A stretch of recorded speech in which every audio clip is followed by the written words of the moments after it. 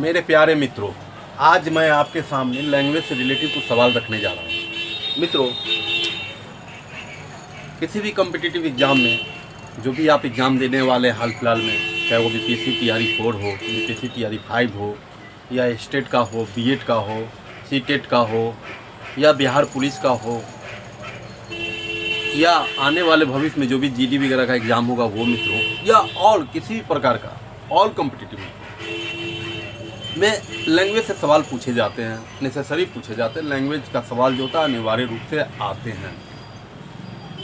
मैं आपके सामने कुछ लैंग्वेज का सवाल रखा हूँ। इसके पिछले वीडियो में मैंने आपको इंग्लिश लैंग्वेज के बारे में कुछ सवाल दिया था मित्रों, और यह हिंदी के लैंग्वेज के बारे में, हिंदी ग्रामर में मैं आपको कुछ क्वेश्चन का जवाब देने जा रहा हूँ मित्रों। इसके पहले मैं चाहता हूँ कि मैं इस सवाल के जवाब आपको बताऊँ। उसके पहले मैं चाहता हूँ मित्रों कि आप मेरी इस पूरे सवाल को देखें और इसे आप बनाने का प्रयास करें, बना करके देखें कि हाँ ये आपसे कितना बनता है। उसके बाद मैं आपको कुछ सेकेंड के बाद, 1 मिनट के बाद मैं आपको बता दूंगा कि इसका आंसर क्या है। पहले आप गौर से सारे सवाल को देख लेना मित्रों। लैंग्वेज जो होता है वो कॉमन सब्जेक्ट होता है मित्रों, वो सारे एग्जाम में पूछे जाते हैं। इसलिए मैं आपके सामने ये सवाल रखा हूँ मित्रों, और मैं हमेशा प्रयास करता हूँ कि आपके सामने अच्छे अच्छे सवाल ला सकूँ जो कहीं ना कहीं किसी एग्ज़ाम से जुड़ा हो या आपके लिए बहुत उपयोगी साबित हो।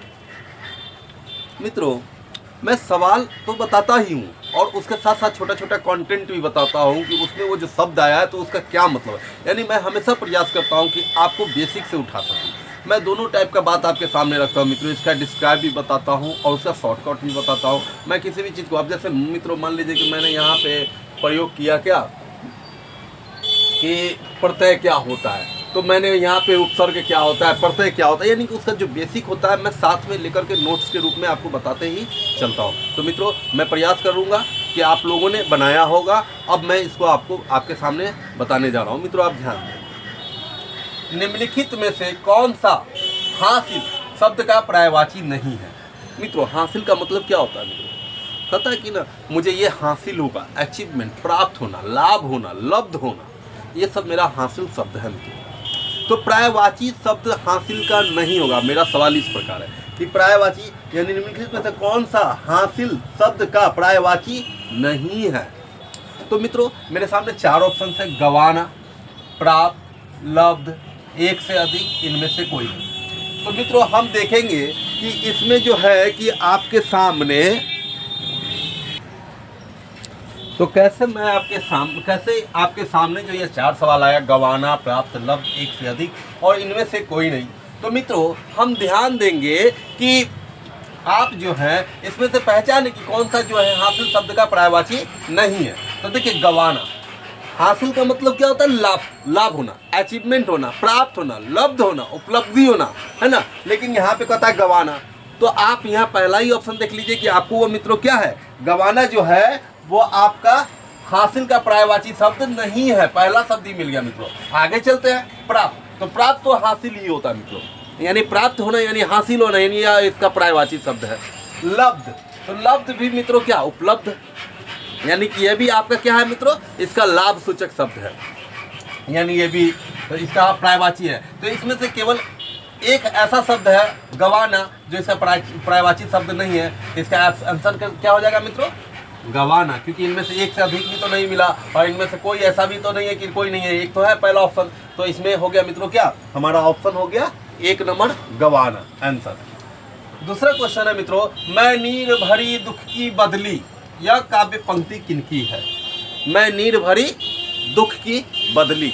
मैं नीर यानी पानी हो सकता है, पानी मित्रों। मैं नीर भरी दुख की बदली, और दुख तो समझ रहे संसार कष्टमय है, पूरा संसार में ही दुख है, कष्ट है। और दुख का सबसे बड़ा कारण इस संसार में जो है वह है इच्छा, यानी कि चाहते।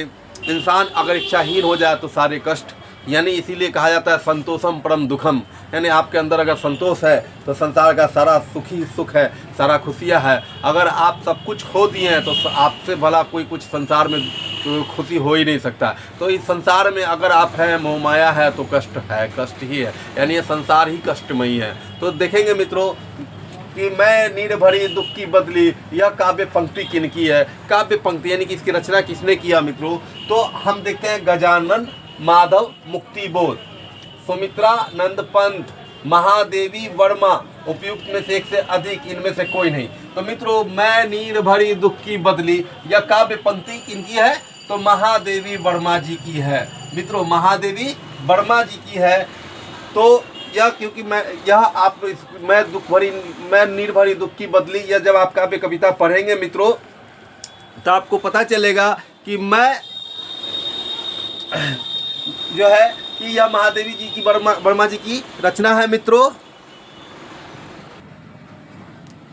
तो मित्रों देखे क्या हमने कि मैं नीर भरी दुख की बदली काव्य कविता, काव्य पंक्ति किनकी है, तो महादेवी वर्मा जी की है, जो आप जानते हैं मित्रों महादेवी वर्मा जी। महादेवी वर्मा जी हिंदी साहित्य के बहुत बड़ी कविका रही हैं। उन्हें छायावाद की कवि कहा या कवियत्री कहा जाता है मित्रों। इनका जन्म जो है 1907 में उत्तर प्रदेश के फर्रुखाबाद में हुआ था मित्रों। यह भारत के महान प्रथम महिला, प्रयाग महिला विद्यापीठ के आचार्य पद पर लंबे समय तक कार्य किए। इनको मित्रों इन्हें छायावाद की कवित्री भी कहा जाता है, ध्यान रखेंगे मित्रों। ऐसे आप चाहते हैं मित्रों तो यह कविता जो है आपको अभी बिहार बोर्ड के 9th क्लास की बुक में आपको यह कविता मिल जाएगा, पढ़ने को जरूर पढ़ेंगे इसको और पढ़ने का प्रयास करेंगे मित्रों। मैं नीर भरी दुख की बदली, यह काव्य पंक्ति किनकी है। नेक्स्ट क्वेश्चन है मित्रों, स्पर्शजन्य बीमारी के लिए इनमें से उपयुक्त शब्द कौन सा है। स्पर्शजन्य यानी टचेबल, जिसको टच करने से हो जाता है मित्रों, यानी इन्फेक्सेबल, जिसको इन्फेक्शन से हो जाता है मित्रों। जैसे कि आप अभी फ्लू जैसे मान लीजिए मित्रों कि आप उसके फ्लू किसी को है मित्रों, आप उसके संपर्क में आते हैं तो आपको भी फ्लू होने की चांसेस बढ़ जाती है। जैसे आप कोरोना टाइम में देखें मित्रों कि लोगों के संपर्क में आने से बीमारी फैल रही थी, यानी कोरोना काल में आपने देखा कि स्पर्शजन्य बीमारी कैसा होता है। तो मित्रों आप देख रहे हैं इनमें क्वेश्चन क्या है हमारा कि स्पर्शजन्य बीमारी के लिए इनमें से उपयुक्त शब्द कौन सा है। तो उपयुक्त शब्द चिन्ह मित्रों स्पर्शजन्य यानी कि टच करने वाला। तो संक्रमित मित्रों, संक्रमित, संक्रमणीय, संक्रमित, संक्रमणीय, संक्रामक, एक से अधिक, इनमें से कोई नहीं।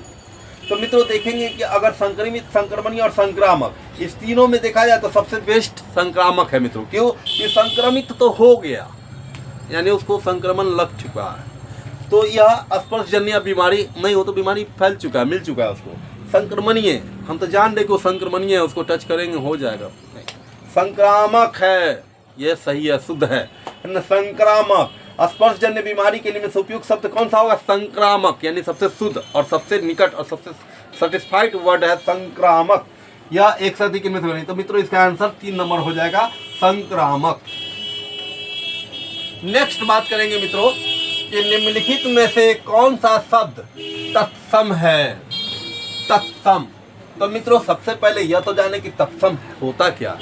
तो तत्सम वैसा शब्द होता है जिसको तत् का मतलब उसके, असम यानी समान, उसके समान, तत् यानी उसके और सम यानी समान, यानी उसके समान, यानी ज्यो का त्यों, यानी ज्यो का त्यों कहने का मतलब क्या, जो मूल शब्द है वह स्वयं हो, उसका बनावटी नहीं हो। जैसे हम बोलते हैं क्या मित्रों आम्र, लेकिन उसका मूल क्या हो जाता है मित्रों, हम लोग अभी उसको वो हमारा आम्र मूल हुआ मित्रों, लेकिन हम लोग उसको क्या बोलते हैं आम।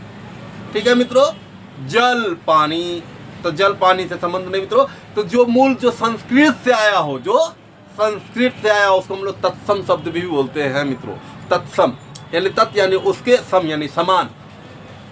तो यानी नोट पे हमने बता दिया मित्रों तत्सम, किसी भी भाषा के मूल शब्द को तत्सम शब्द कहते हैं। जैसे तत्सम उसके समान, यानी ज्यो का त्यों, यानी संस्कृत के समान।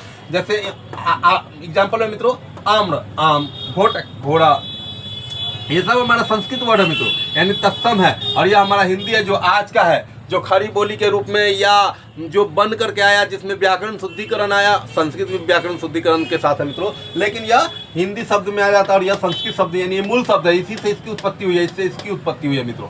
तो ध्यान देंगे तत्सम, तो पंख, पंख संस्कृत शब्द नहीं है मित्रों, ये मूल शब्द नहीं है। पत्थर, पत्थर नहीं बोलते हम लोग बोलते थे क्या, पत्थर नहीं, पत्थर यानी पाषाण है ना, पाषाण। प्रकट, प्रकट है, प्रकट भयो दीन दयाला। तो मित्रों प्रकट हमारा मूल शब्द हो गया, यानी प्रकट, यानी ये दोनों नहीं मिला, एक से अधिक इनमें से कोई नहीं, यानी कि पहला तीसरा नंबर आंसर प्रकट। नेक्स्ट चलेंगे मित्रों, या नोट्स आप लिख लेंगे, ध्यान दे देंगे मित्रों। मैंने आपको यहाँ बताया तत्सम क्या होता है। उसके बाद वह रोज देर से उठता है, इस वाक्य में किस काल का उदाहरण है मित्रों? वह रोज देर से उठता है, मैंने बताया है मित्रों काल क्रिया में कि जिस सेंटेंस या वाक्य के अंत में ता है, ती है, ते है लगा रहे तो वह सामान्य क्रिया काल होता है मित्रों, सामान्य काल का होता है। तो यहाँ पे इसका सामान्य वर्तमान होता है मित्रों, तो यहाँ पे इसका तीसरा नंबर ऑप्शन हो जाएगा तत्कालिक वर्तमान, संदिग्ध वर्तमान, सामान्य वर्तमान, एक से अधिक, इनमें से कोई नहीं, यानी इसका तीसरा नंबर ऑप्शन हो जाएगा मित्रों क्या? सामान्य वर्तमान, क्योंकि वह रोज देर से उठता है।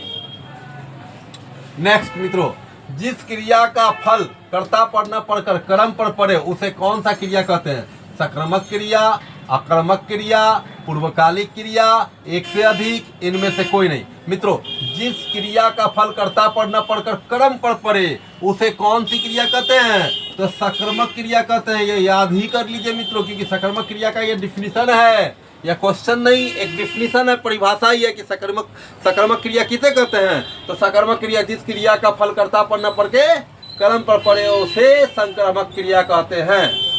निश्चित नेक्स्ट चलेंगे मित्रों, ध्यान देंगे। गाड़ी वाला शब्द कौन सा प्रत्यय है? प्रत्यय, प्रत्यय, प्रत्यय।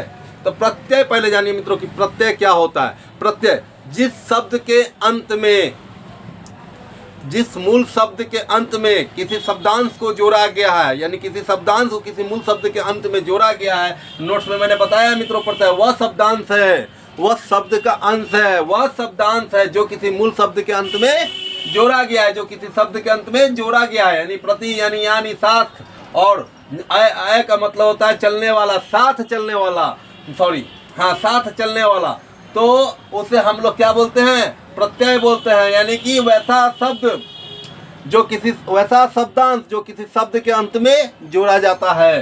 तो यहाँ पे क्वेश्चन क्या है हमारा मित्रों? गाड़ी वाला शब्द में कौन सा प्रत्यय है?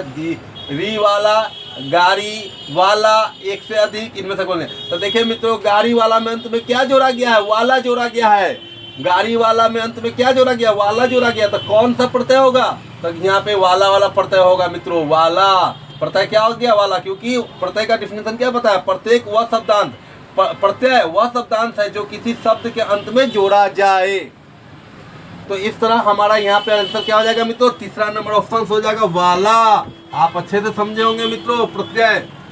नेक्स्ट है मित्रों, मैंने प्रत्यय के साथ साथ हमारा एक मैंने बात बनता है मित्रों कि जब हम प्रत्यय जान गए तो दो प्रकार का होता है मित्रों, एक प्रत्यय होता है, एक उपसर्ग होता है। एक शब्द के अंत में जोड़ा जाता है, एक शब्द के पहले जोड़ा जाता है। तो जब शब्द के किसी शब्दांश के पहले, जब किसी शब्दांश को किसी शब्द के पहले जोड़ा जाता है, जब किसी शब्दांश किसी शब्द के पहले जोड़ा जाता है तो उसे हम लोग उपसर्ग बोलते हैं। उपसर्ग, उपसर्ग वह शब्दांश है जो किसी शब्द के पूर्व जोड़ा जाता है, पहले जोड़ा जाता है। और प्रत्यय वह शब्दांश है जो किसी शब्द के अंत में जोड़ा जाता है। बस अंतर यही है मित्रों। उपसर्ग किसे कहते हैं? जब किसी शब्दांश, वैसा शब्दांश जो किसी शब्द के पहले जोड़ा जाता है। तो पहले जोड़ा गया तो वो सब क्या हो गया?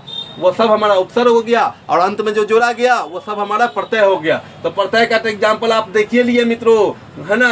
गाड़ी वाला। दूसरा हो जाएगा उठान। उठान यानी लास्ट में क्या जुटा मित्रों? आन। बनावट, लास्ट में क्या जुटा मित्रों? आवट। टिकाऊ, लास्ट में क्या जुटा मित्रों? तो ऊ। लेकिन अगर हम उपसर्ग की बात बोले तो मित्रों जगह नहीं था, तो यहाँ पे हमने लिख दिया था प्रसिद्ध, यानी पहले सिद्ध में प्र जोड़ा गया तो प्रसिद्ध हो गया, यानी उपसर्ग हो गया। अभिमान, मान में अभी जोड़ दिया गया तो अभिमान हुआ मित्रों। विनाश, नाश में भी जोड़ा गया तो विनाश हो गया मित्रों। उपकार, उपकार में आगे उप लगाया गया तो मित्रों उपकार हुआ। यानी ये सब उपकार, यानी प्रसिद्ध, अभिमान, विनाश, उपकार, ये सब हमारा उपसर्ग है। और उठान, बनावट, टिकाऊ, गाड़ी वाला, घोड़ा वाला, बैल वाला, गाड़ी वाला, पैसा वाला, धन वाला, जमीन वाला, मकान वाला, है ना? ये सब हमारा क्या है? प्रत्यय है मित्रों। ध्यान देंगे। आशा करता हूँ कि आपको यह मेरा वीडियो बहुत पसंद आया होगा। आप इसे जरूर से जरूर लाइक करें, पूरा वीडियो देखने का प्रयास करें। ये आपके एग्जाम के लिए बहुत ही इंपॉर्टेंट है। धन्यवाद मित्रों।